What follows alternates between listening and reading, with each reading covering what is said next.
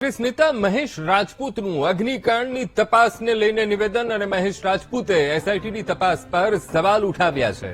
કહ્યું કે પેટ્રોલ ડીઝલનો જથ્થો ક્યાંથી આવ્યો તે તપાસની અંદર ખુલ્યું નથી. બિયરનો જથ્થો પણ મળી આવ્યો હતો, તેમાં પણ કોઈ તપાસ નથી થઈ. વધુમાં કહ્યું કે એસઆઈટી દ્વારા જે તપાસ કરાઈ તે લોકો સમક્ષ લાવવી જોઈએ.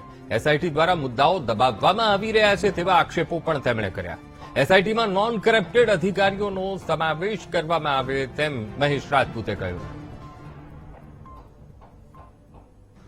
જ્યારે બનાવ બન્યો એના 3 દિવસ સુધી પોલીસ ડિપાર્ટમેન્ટ, એસઆઈટી બધા એવું કહેતા હતા કે ત્યાં 2500 લીટર ડીઝલ છે, ત્યાં 1500 લીટર પેટ્રોલ હતું.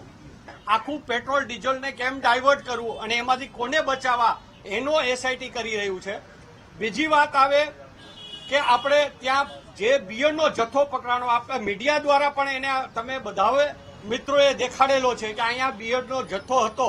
તો આની ઉપર પોલીસે શું કર્યું, એસઆઈટી વાળાએ શું એની અંદર કર્યું, એની કોઈ માહિતી દેતા નથી. અને આ જે તપાસ છે એ તપાસને તમે કંઈ ખુલ્લી લોકો સમક્ષ લઈ આવી